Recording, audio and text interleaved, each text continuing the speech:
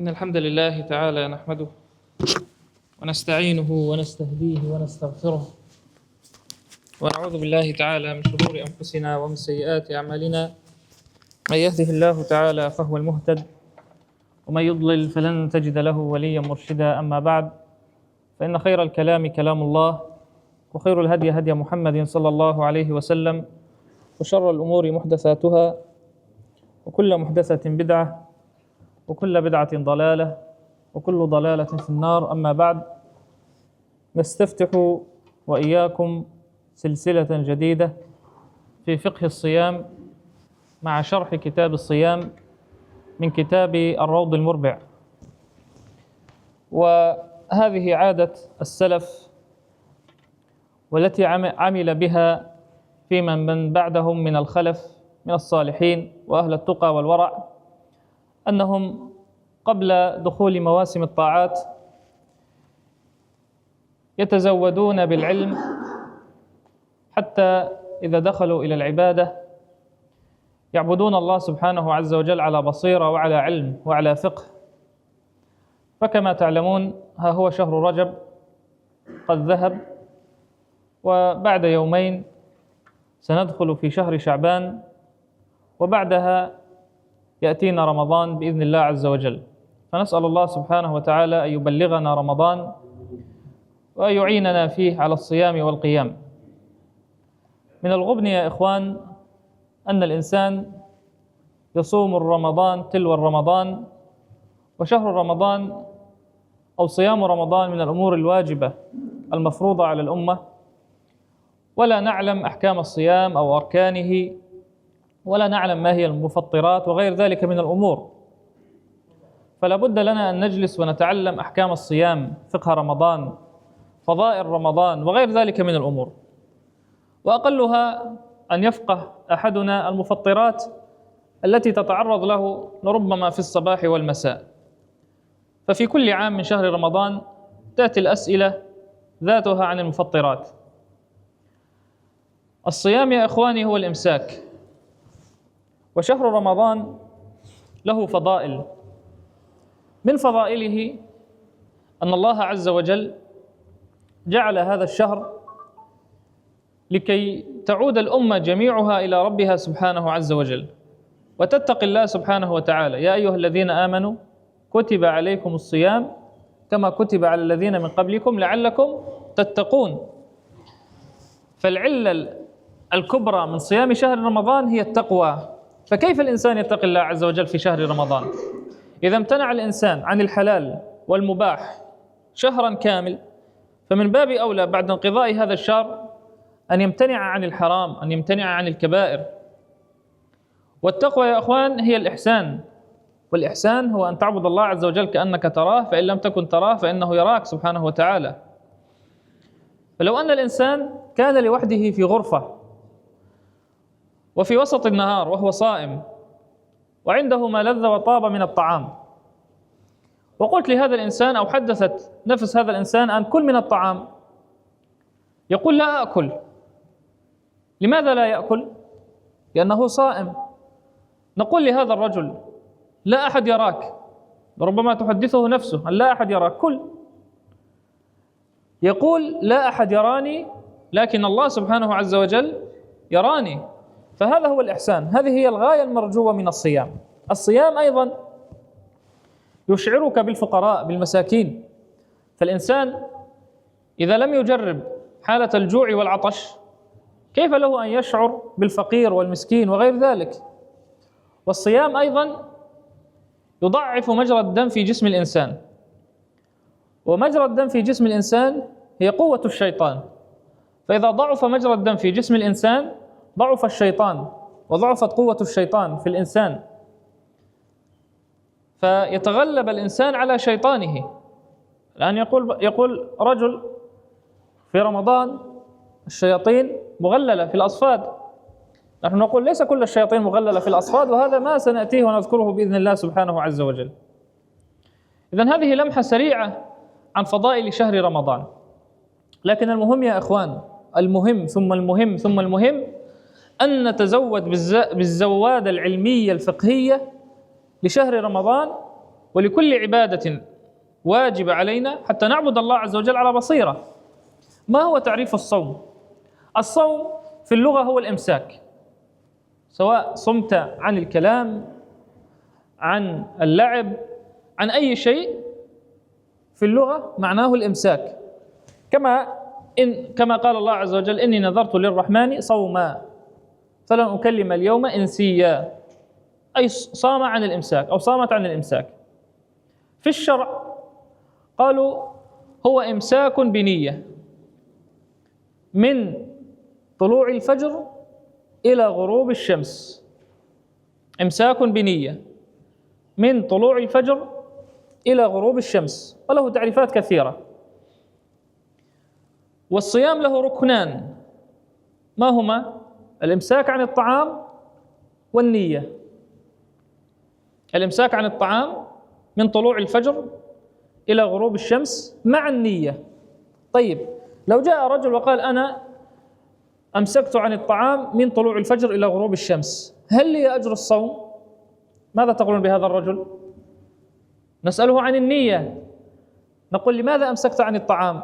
قال: الطبيب أمرني بذلك لأنني خرجت من عملية جراحية.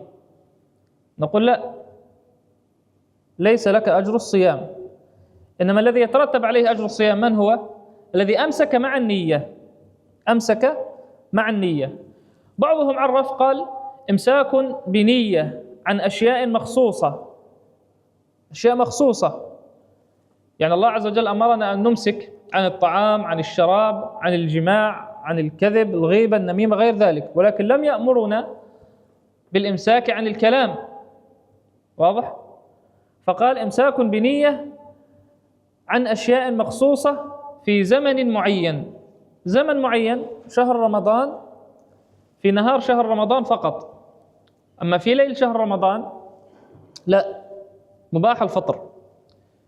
قديما أول ما فرض الصيام كان الصيام متواصلا ليلا مع نهار، وهذا سنذكره.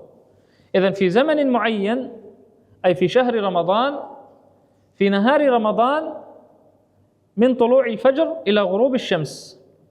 قال: من شخص مخصوص، شخص مخصوص، الطفل أو البنت إذا بلغا، الطفل أو البنت إذا بلغا. إذن إمساك بنية عن أشياء مخصوصة في زمن معين من شخص مخصوص. ورمضان لماذا سمي رمضان؟ أكثر العلماء قالوا سمي رمضان لأنهم عندما كانوا ينقلون الأشهر العربية صادف أن كان شهر رمضان في الأيام شديدة الحرارة، يعني الشهر الثامن والسابع أيام شديدة الحرارة، فقالوا نسمي هذا الشهر رمضان، أي يرمض لشدة حرارته.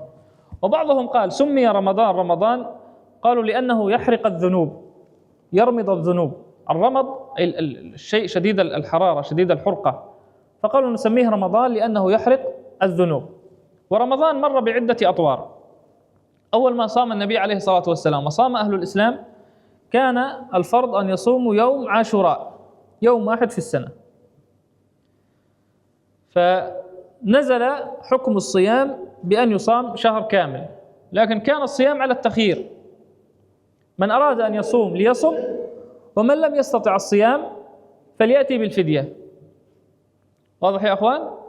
ثم فيما بعد نسخ هذا الحكم، فكان لا بد من الذي شهد شهر رمضان بأن يصم الشهر، فمن شهد منكم الشهر فليصم. قبل ذلك ماذا قال الله عز وجل في التخيير؟ فمن كان منكم مريضا أو على سفر فعدة من أيام أخر. وعلى الذين هنا التخيير، وعلى الذين يطيقونه فدية إيش؟ طعام مسكين. يعني أنت لا يطيقونه أي لا تستطيع الصوم، ماذا تفعل؟ تقدم الفدية. نسخ الله عز وجل هذا الحكم في الآية التي بعدها عندما قال سبحانه عز وجل فمن شهد منكم الشهر فليصم.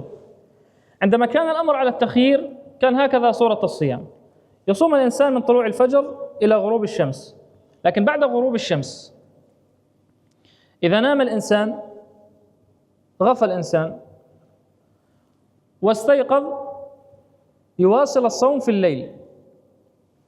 يعني أنا صمت إلى أذان المغرب، بعد أذان المغرب أغفيت، نمت، ثم استيقظت الساعة 9 ليلا، الآن يجب علي أن أستمر في الصوم، حرم علي الطعام، ويستمر هكذا إلى اليوم الثاني لغروب الشمس. والذي حصل أن بعض الصحابة، رجل من الصحابة نام في الليل، يعني بعد أذان المغرب نام فاستيقظ، فوجد في نفسه جوع شديد ورغبة يعني ملحة لزوجته، يعني يريد الرجل أن يأتي أهله، وكانوا فحول قديما في العربية. فجامع زوجته فذهب إلى رسول الله صلى الله عليه وسلم، قال: يا رسول الله قد هلكت. قال الرسول عليه الصلاة والسلام: ماذا صنعت؟ قال: يا رسول الله قد جامعت زوجتي في ليل رمضان. فنزل الآن الحكم الثالث الذي جعل الصوم فقط في النهار، أن الإنسان إذا جامع زوجته في الليل أو إذا أكل في الليل في نهار رمضان أبيح الطعام والشراب، فأصبح الصوم فقط من طلوع الفجر إلى مغيب الشمس، من طلوع الفجر إلى مغيب الشمس، وبذلك تمت صورة رمضان. لذلك كان على التعريف الذي قلناه لكم إمساك بنية عن أشياء مخصوصة في زمن معين من شخص مخصوص. وفرض صوم رمضان في السنة الثانية من الهجرة، والنبي عليه الصلاة والسلام صام 9 رمضانات إجماعا، وهذه 9 رمضانات التي صامها 2 منها كان الشهر فيه 30 والباقي صام الشهر فيه 29 أي 9 رمضانات 2 منها فقط الشهر أتم فيه 30. أما باقي السنوات التي صامها النبي عليه الصلاة والسلام كان الشهر 29. قال المصنف: يجب صوم رمضان برؤية هلاله، أي برؤية هلال شهر رمضان، لقول الله عز وجل: فمن شهد منكم الشهر فليصمه، ولقول الرسول صلى الله عليه وسلم: صوموا لرؤيته وأفطروا لرؤيته، أي الهلال. فلو أن الإنسان رأى الهلال من غير العين المجردة، رآه بالآلات المكبرة، نقول هذا جائز. لو أن الرجل رأى الهلال لوحده وما استطاع أن يصل إلى القاضي أو إلى غيره حتى يقول لهم رأيت الهلال، وجب عليه صوم رمضان لوحده بمجرد أن رأى الهلال. واضح؟ أما إذا استطاع أن يبلغ الجهات المعنية أن رأيت الهلال وغير ذلك فهذا أفضل، لكن بمجرد أن رأى الرجل الهلال يجب عليه الصوم. وقالوا يستحب أن يقال شهر رمضان، ولكن من قال رمضان هذا ما فيه بأس، لأن بعض العلماء قالوا من قال رمضان هذا مكروه، ولكن نقول لا، ولكن السنة أن يقال شهر رمضان. فإذا قلت رمضان نقول ليس بالمكروه، بل هو من الأمر المباح. طيب، قال: فإن لم يرى مع صحو ليلة 30، إذا الهلال لم يرى مع صحو ليلة 30، يعني نحن اليوم 29 من شعبان، هذه الليلة ليلة إيش؟ ليلة 30، وكانت السماء صافية ما في غيم. واضح يا أخوان؟ كانت السماء صافية ما في غيم، ولم نرى الهلال، هل نصوم في اليوم التالي أم لا نصوم؟ لا نصوم. لذلك قال: فإن لم يرى أي الهلال مع صحو ليلة 30 أصبحوا مفطرين. وكره الصوم، لأن من صامها هنا نقول هذا صيام يوم الشك الذي نهى عنه النبي صلى الله عليه وسلم. قال عليه الصلاة والسلام: من صام يوم الشك فقد كفر بما أنزل على محمد عليه الصلاة والسلام. طيب، لماذا نقول يوم شك؟ البعض يقول لك احتياطا، نقول لا، ليس احتياط، لأن لو كان في هلال لرؤية الهلال، السماء صافية، هذا صحو، وهلا في تقنيات. نعم. طيب، وإن حال دون الهلال غيم أو قتر ماذا نفعل؟ يعني لو كانت هذه الليلة، قلنا اليوم 29 هذه الليلة 30 في غيم، في غتر. طيب، هنا في اختلاف. قال: فإن لم يرى الهلال مع صحو ليلة 30 من شعبان أصبحوا مفطرين. وإن حال دونه أي دونه هلال رمضان بأن كان في مطلع ليلة 30 غيم، غتر، دخان، غبرة إلى غير ذلك، قال هنا فظاهر المذهب يجب الصوم. يعني كان ليلة 30 غيم، غتر، هذه الليلة، يعني هذه ليلة 30، يعني غدا نقول هو يوم 30 من شعبان، لكن هذه ليلة 30 من شعبان، في السماء غيم، غتر، دخان، غير ذلك. قال هنا فظاهر المذهب عند الحنابلة يقولون يجب الصوم، والحنابلة لهم في هذا 7 أقوال، 7 روايات من وجهين، قالوا يكره، وقالوا يجب، وقالوا مستحب، وقالوا محرم، وقالوا مندوب. واضح؟ طيب، الأصح والله أعلم أنه إذا كانت ليلة 30 غيم أو قتر ولم يرى الهلال لا يصام، وهذا خلاف لما كان يفعله عبد الله بن عمر، وأيضا ما كان يفعله عمر بن الخطاب وعمر بن العاص وأبي هريرة وأنس ومعاوية وعائشة وأسماء ابنة أبي بكر الصديق. هؤلاء الجمع من الصحابة كانوا يقولون إذا كان ليلة 30 من شعبان فيها غيم، غتر، دخان، يعني نحن الآن سيدخل علينا رمضان في شتوية، جاءتنا ليلة 30 من شعبان غيم، الهلال صعب أن يرى، قالوا هم يقولون يصام في اليوم الثاني. لكن هذا خلاف لحديث النبي صلى الله عليه وسلم. طبعا هم عملوا بالحديث الذي يقول فيه النبي عليه الصلاة والسلام إنما الشهر 29 فلا تصوموا حتى تروا الهلال، فإن غم عليكم فقدروا له. ففهموا من قدروا له أي ضيقوا على رمضان. لكن هذا الحديث شرحه حديث ثاني للنبي عليه الصلاة والسلام، قال عليه الصلاة والسلام إنما الشهر 29 فإن غم عليكم فأكملوا عدة شعبان 30 يوما. واضح؟ هذا حديث صحيح في الصحيحين عند البخاري ومسلم. قال عليه الصلاة والسلام إنما الشهر 29، الأشهر الهجرية 29 30، ما في 31، خلاف القمرية، القمرية في 31 وفي كمان الشمسية عفوا، نعم، وفي 31 وفي كمان 28. واضح؟ أما الأشهر القمرية الأشهر الهجرية، نعم، الأشهر الهجرية عندنا 30 وعندنا 29. فقال النبي عليه الصلاة والسلام فإن غم عليكم، كانت ليلة 29 ليلة 30 وغم عليكم غيم، قطر، دخان، غبرة إلى غير ذلك، ماذا نفعل؟ قال أكملوا عدة شعبان، أي أكملوا شهر شعبان، الشهر 30 يوما، فاليوم الثاني نصبح مفطرين، اليوم 31 ليلة 31 في غيم في غتر، ماذا نفعل؟ هنا لا، خلاص وجب الصوم، يعني لأن اتفقنا أن الشهر الهجري لا يكون 31 يوم، 30 فقط. واضح يا أخوان؟ لذلك هو قال هنا، قال فظاهر المذهب أن يجب صومه، وهذا تكلمنا فيه. أما فعل عبد الله بن عمر، عبد الله بن عمر كما يقول نافع قال كان يرسلني في ليلة 30 لأنظر له الهلال، فإذا لم يرى الهلال بسبب غيم أو قتر ماذا يفعل؟ قال يصبح صائما. فدل فعل عبد الله بن عمر أنه اجتهاد من تلقاء نفسه، لأنه كان يوجب الصيام على نفسه ولا يوجب به غيره، لأنه لو رأى الوجوب لأمر الناس بالصوم، لكن ما كان يأمر الناس بالصوم، يرى الناس مفاطير ولا يفعل شيء، أما هو فقط يصوم. وبعضهم قال ربما والله أعلم لأنه كان يكثر الصيام، يعني كان يصوم يوم ويفطر يوم، كان يكثر من العبادات. إذن هذا في رؤية رمضان، في رؤية هلال رمضان.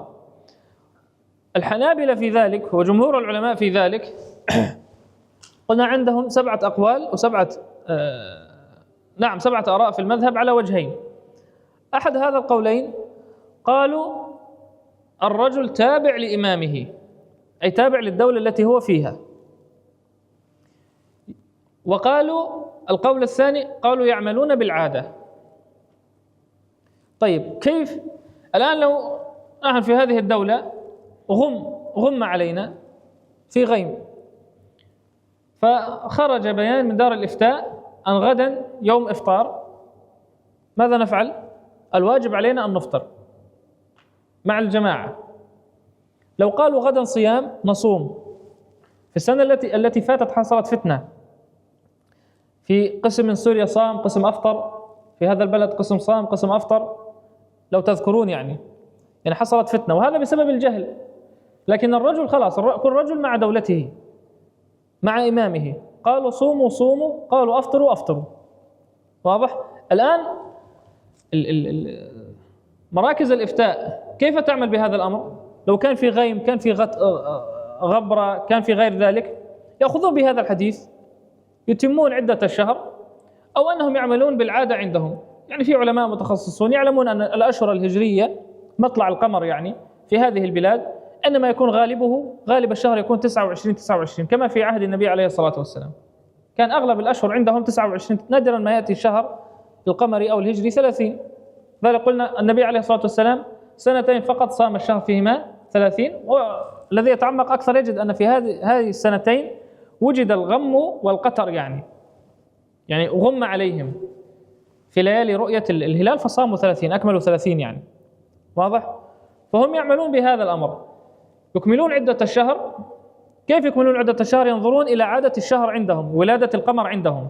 والآن سنأتي نحن إلى اختلاف المطالع، لأن مطلع القمر في الحجاز يختلف عن مطلع القمر في بلاد الشام، ويختلف عن مطلع القمر في غيره من الدول، في الدول الأوروبية وغيره، وهذا ما نتطرق إليه في الأيام القادمة بإذن الله سبحانه عز وجل. إذن يا أخوان، الخلاصة: صوموا لرؤيته وأفطروا لرؤيته، إن غم عليكم فأكملوا عدة شعبان 30، والإنسان مع إمامه. يوم الشك محرم صومه، من صام يوم الشك فقد كفر بما أنزل على محمد عليه الصلاة والسلام. ما هو يوم الشك؟ هو الذي يسمونه يوم الاحتياط، أن يصوم الإنسان قبل رمضان بيوم أو يومين. لا، ليس الكفر الأكبر، ليس الكفر الأكبر، إنما هو كفر أصغر. فقد عصى أبا القاسم في رواية، وفي رواية فقد كفر بما أنزل على محمد عليه الصلاة والسلام، لكن هو ليس كفر أكبر، إنما هو كفر أصغر. لا، أنت هنا تصوم سنة، لا تصوم رمضان، لأن الأمر عائد إلى النية. الأمر عائد إلى النية. قال النبي عليه الصلاة والسلام كما جاء في حديث أبي هريرة: لا يقدمن أحدكم رمضان بصوم يوم أو يومين إلا رجل كان يصوم صوما فليتم صومه. يعني رجل يصوم يوم ويفطر يوم، أو يصوم اثنين وخميس. صدف أن جاء يوم الخميس قبل رمضان بيوم، يعني رمضان أول أيام رمضان يوم جمعة، وعندك يوم خميس، وأنت عندك عادة تصوم اثنين وخميس، نقول تصوم يوم الخميس. لكن الذي ينهى عن الصيام قبل رمضان بيوم أو يومين أو بعد 15 من شعبان هو الذي لم يكن له عادة في الصوم، الذي لم يكن له عادة في الصوم. لذلك يا أخوان، الإنسان يعني حتى لا يحرم أجر صيام شعبان يبادر من الآن، يعني يعود نفسه على الصيام، حتى إذا جاءه رمضان يجد الصوم عليه يسيرا هينا. في شيء الإنسان يبدأ من الآن الصيام، لأن هنالك ميزة بعد 15 من شعبان لا يصوم إلا من كان يصوم قبل 15 من شعبان، فنهى النبي عليه الصلاة والسلام عن ذلك، قال: إلا رجل كان يصوم صوما فليتم صومه. واضح يا أخوان؟ نكتفي اليوم بهذا القدر، ونكمل بإذن الله عز وجل في الأيام القادمة. هذا والله أعلى وأعلم، ونسب العلم إليه أسلم. جزاكم الله خيرا وأحسن إليكم.